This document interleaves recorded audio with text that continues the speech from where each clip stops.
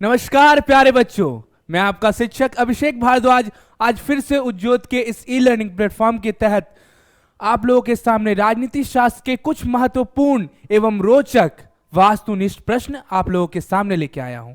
ये हमारे वास्तुनिष्ठ प्रश्न के सीरीज का पार्ट 3 है, जिसमें हम लोग आगामी बोर्ड परीक्षा में आने वाले महत्वपूर्ण प्रश्नों का क्या करते हैं, डिस्कशन करते हैं। और इन सभी वीडियोस से आपको बहुत ही ज्यादा फायदा होगा। एक बार भरोसा कीजिए और जरूर देखते रहिए। आइए देखते हैं आज क्या क्या है आप लोगों के लिए स्पेशल। मैं आशा करता हूं कि आप लोग भी सही होंगे और अच्छी तरह से अपनी पढ़ाई को जारी रखे होंगे।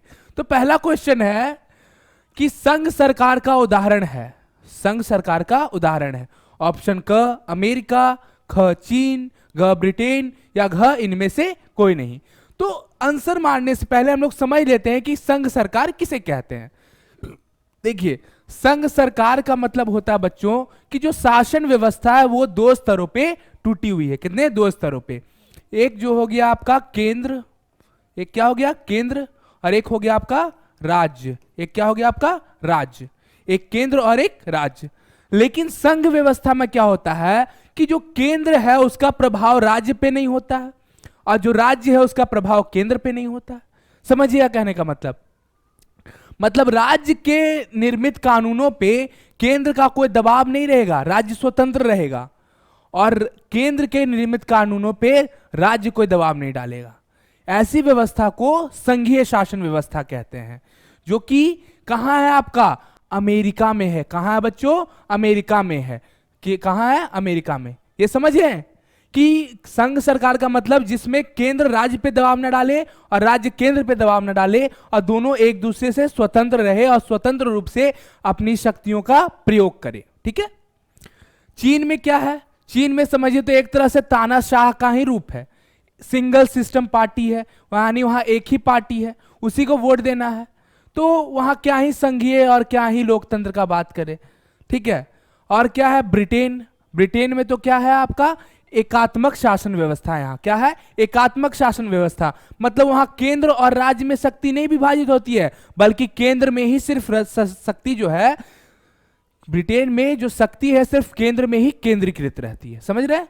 चलिए नेक्स्ट क्वेश्चन देखते हैं। इसको मिटा दें, इसे मिटा देते हैं। निम्नलिखित में से कौन ग्राम पंचायत का अंग नहीं है? अगला क्वेश्चन है कि निम्नलिखित में से कौन ग्राम पंचायत का अंग नहीं है? सरपंच, मुखिया, जिला परिषद या वार्ड कमिश्नर? तो आप जाइए अपने गांव घर में देखते होंगे सरपंच साहब होते हैं। ग्राम पंचायत होता कहां है बच्चों? ग्राम पंचायत होता कहां है? ग्रामीण स्तर पे। ग्रामीण स्तर पे होता है ग्राम पंचायत। ठीक है। तो कौन कौन आपके गांव घरों में देखने को मिलते हैं? सरपंच देखने को मिलता है, हाँ सर। मुखिया, हाँ सर। जिला परिषद, हाँ सर। क्या वार्ड कमिश्नर देखने को मिलते हैं? तो आप बोलिएगा हाँ सर। नहीं बच्चों, वार्ड कमिश्नर नहीं, वो वार्ड सदस्य होते हैं। क्या होते हैं? वार्ड सदस्य, जो कि मुखिया के सबऑर्डिनेट यानी मुखिया के नीचे आते हैं, उन्हें वार्ड सदस्य बोलते हैं। और ये जो वार्ड कमिश्नर होते हैं ये कहां? ये आपके म्यूनिसिपैलिटीज में होते हैं। कहां? म्यूनिसिपैलिटीज में, यानी कि शहरी स्वशासन व्यवस्था में, यानी शहरी जो स्वशासन व्यवस्था है वहां पे कौन होते हैं? Ward commissioner. तो यहां आंसर क्या हो जाएगा कि ग्राम पंचायत का अंग कौन नहीं है? जो ग्राम पंचायत में नहीं रहता है। तो कौन नहीं रहता है? Ward commissioner. अगला आइए, भारत में औरतों के लिए आरक्षण की व्यवस्था है। कहां है व्यवस्था? देखिए, ये सब जितना टॉपिक है ना बच्चों, आप लोग तो ऑब्जेक्टिव देख रहे हैं। जो हमारे उज्ज्योत का जो 999 का जो प्लान लिए हुए हैं, यानी जो सब्सक्रिप्शन लिए हुए हैं, उनको इन सभी चीज का डिटेल वीडियो वहां मिलता है। समझ रहे हैं? यानी आपको इन सभी चीजों को वहां रटना नहीं पड़ेगा, आपको वहां सभी का पूरा थ्योरी मिलेगा और समझा करके शिक्षकों द्वारा बहुत ही अच्छे समझाया जाता है, जहां पे आप डिटेल में इन सभी को पढ़ सकते हैं। तो एक बार जरूर आप उज्ज्योत के ऐप पे जाकर के देखिए, वहां डेमो वीडियोस भी हैं। ठीक है।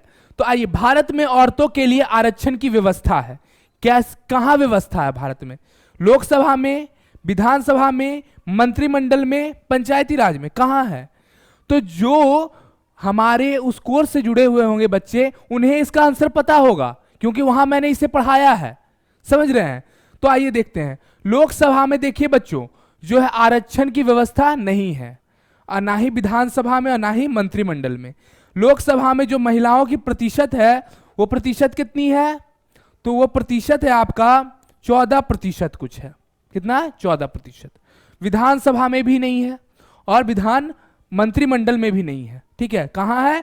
पंचायती राज में आपको क्या है? महिलाओं के लिए आरक्षण की व्यवस्था है। कितने प्रतिशत आरक्षण बच्चों? तो 33%। कितने प्रतिशत? 33% आरक्षण की व्यवस्था पंचायती राज में किसके लिए है? महिलाओं के लिए है। आइए नेक्स्ट चलते हैं कि भारत में सर्वोच्च न्यायालय के मुख्य न्यायाधीश की नियुक्ति कौन करता है? तो सर्वोच्च न्यायालय क्या होता है? यानी इस कोर्टों का कोर्ट, यानी सबसे बड़ा कोर्ट, सुप्रीम कोर्ट के मुख्य न्यायाधीश का जो है नियुक्ति कौन कराता है? प्रधानमंत्री, राष्ट्रपति, संसद या उपराष्ट्रपति? तो देखिए बच्चों, इसका आंसर होगा राष्ट्रपति। क्या होगा? राष्ट्रपति। यानी राष्ट्रपति जो है वो सर्वोच्च न्यायालय के मुख्य न्यायाधीश की नियुक्ति करते हैं। कौन करते हैं? राष्ट्रपति। तो प्रधानमंत्री क्या होते हैं बच्चों? प्रधानमंत्री हमारे कार्यपालिका के प्रधान होते हैं। संसद क्या होता है? संसद में 2 सदन होते हैं, एक विधानसभा और एक राज्यसभा और एक लोकसभा। और संसद 3 तत्वों से मिलकर बना है। कितने तत्वों से? 3 तत्वों से। ये सब फैक्ट्स आप लिखते रहिएगा अपने कॉपी में, ठीक ना? बहुत इंपॉर्टेंट फैक्ट्स हैं। संसद 3 तत्वों से मिलकर बना है, राज्यसभा, लोकसभा और राष्ट्रपति। किससे किससे? राज्यसभा, लोकसभा और राष्ट्रपति से मिलकर संसद बना। अब उपराष्ट्रपति कौन है? यानी राष्ट्रपति की अनुपस्थिति में जो राष्ट्रपति का कार्य करे। मान लीजिए राष्ट्रपति छुट्टी पे गए हैं, अभी दशहरा आ रहा है, ठीक है, तो राष्ट्रपति क्या कहें? चलो हम तो चलेंगे कहाँ? कलकत्ता घूमने। हम तो चले भाई कलकत्ता घूमने। अब वो कलकत्ता घूमने आ गए तो वहां पे काम कौन करेगा? राष्ट्रपति की जगह पे। वो पंडाल देख रहे हैं, एकदम सेल्फी उल्फी ले रहे हैं। कौन है हमारे राष्ट्रपति अभी?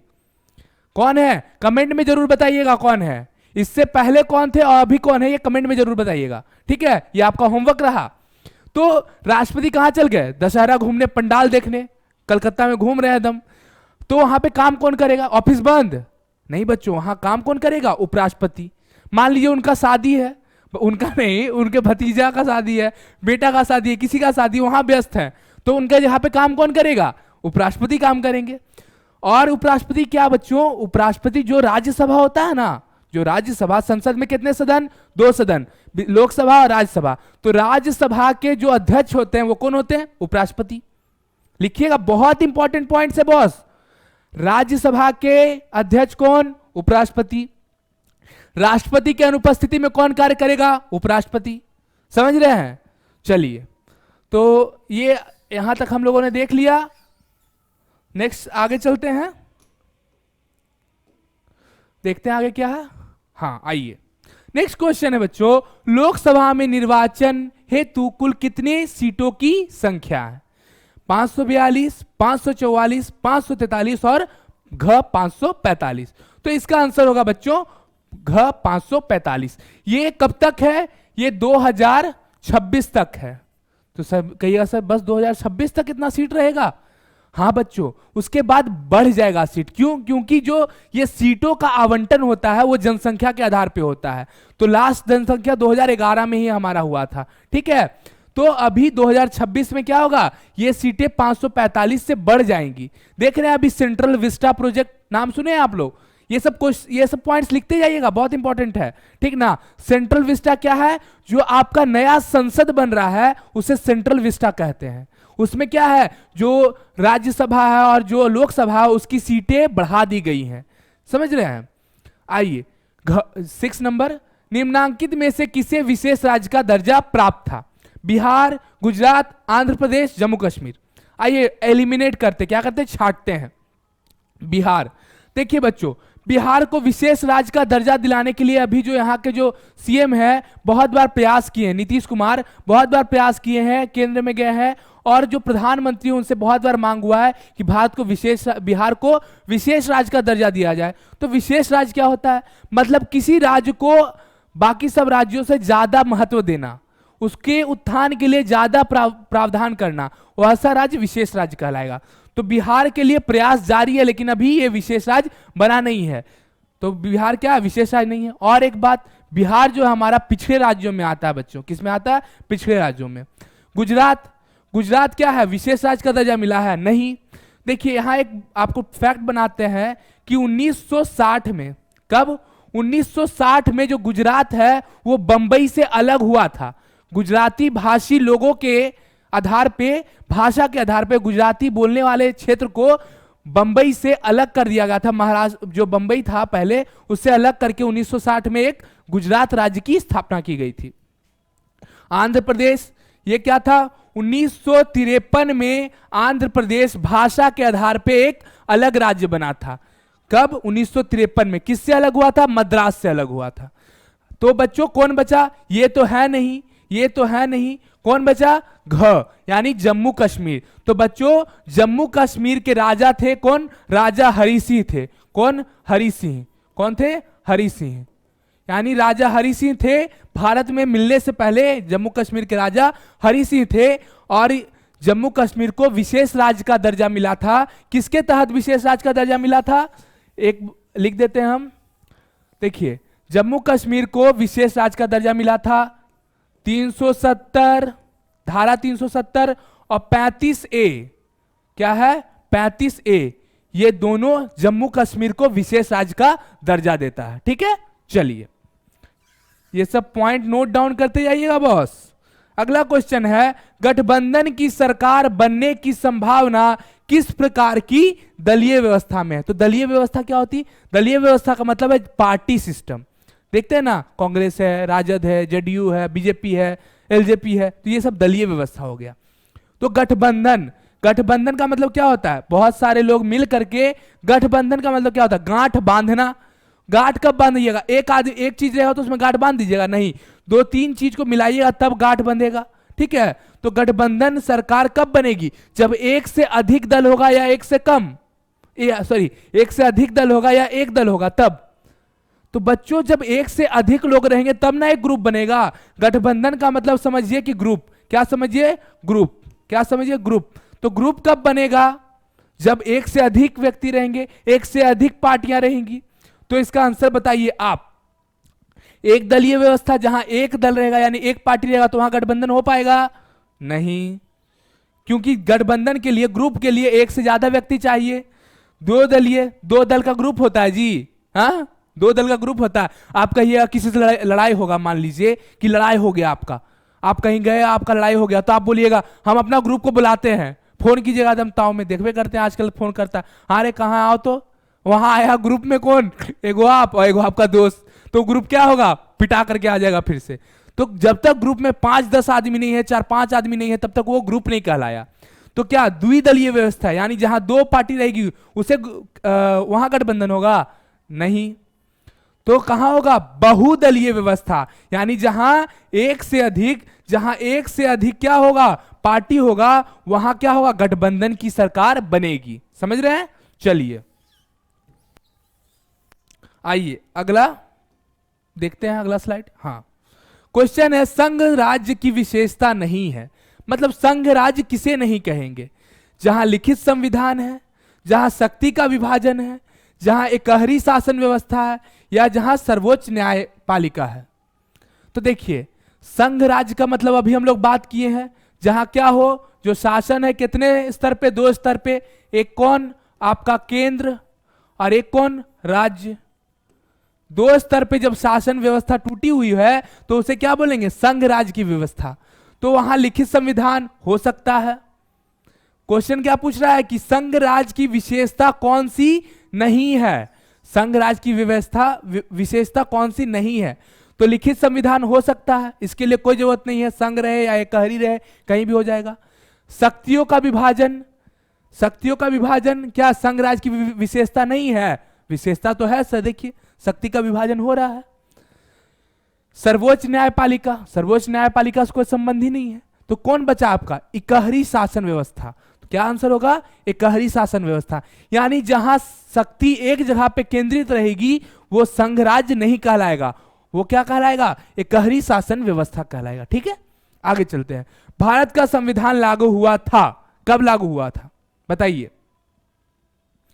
क 1946, ख 1952, ग 1950 और घ 1949।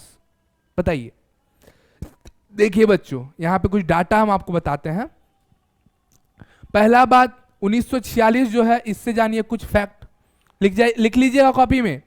1946 में क्या हुआ? कैबिनेट मिशन प्लान आया। क्या आया? कैबिनेट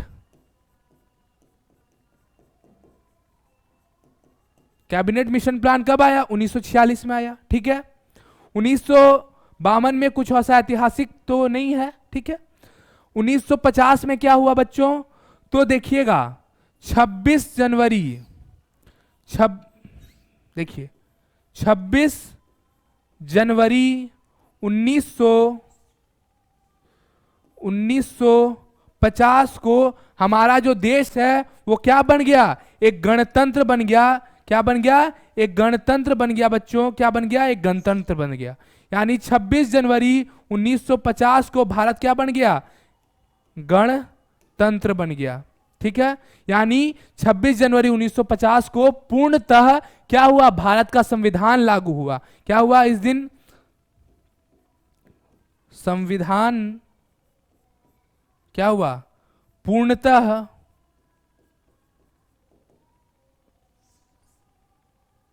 एक मिनट, पूर्णतः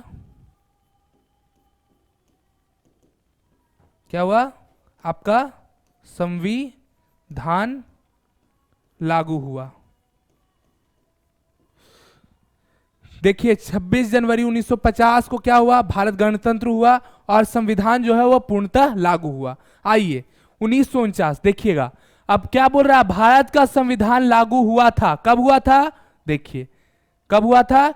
पूर्णतः संविधान लागू हुआ 1950 को। कब? 1950 को। 1949 के बारे में भी कुछ देख लीजिए। 26 नवंबर 1949 को जो हमारा संविधान है, संविधान जो है बच्चों वो बन गया था। क्या था? बन गया था। यानी बन के तैयार कब हुआ? 26 नवंबर 1949 को। और लागू कब हुआ? 26 जनवरी 1950 को। कंफ्यूज मत होइएगा। 26 नवंबर 1949 को संविधान बन के तैयार हो गया, लेकिन लागू नहीं किया गया। लागू कब हुआ? 26 जनवरी 1950 को लागू हुआ। ठीक है। ये लिख लीजिएगा। मैं थोड़ा साफ कर लेता हूं बोर्ड को, एक बार देख लीजिए। ठीक है, साफ कर लेते हैं फिर। फैक्ट्स हैं ये सब, बहुत इंपॉर्टेंट, लिखते चलिए। अगला है लास्ट क्वेश्चन आज का, but not the least. Bharat के पहले नागरिक कौन होते हैं? प्रधानमंत्री, मुख्य न्यायाधीश, राष्ट्रपति या इनमें से कोई नहीं? तो इसका आंसर होगा बच्चों राष्ट्रपति। राष्ट्रपति को भारत का पहला नागरिक कहा जाता है। क्या कहा जाता है? पहला नागरिक कहा जाता है। तो ये था आज का हम लोग का सेशन, जिसमें हम लोगों ने देखा राजनीति शास्त्र के 10 महत्वपूर्ण प्रश्न जो आगामी परीक्षा में हमारा हेल्प करेंगे नंबर गेन करने में। तो आशा करता हूं बच्चों आपको ये वीडियो अच्छा लगा होगा और आपका प्यार इसी तरह हमें मिलते रहे और उज्ज्वल आपके लिए अच्छे अच्छे वीडियो लाता रहेगा। जुड़े रहे उज्ज्वल के साथ अपने बेहतर भविष्य के लिए। तब तक के लिए धन्यवाद और पढ़ते रहिए।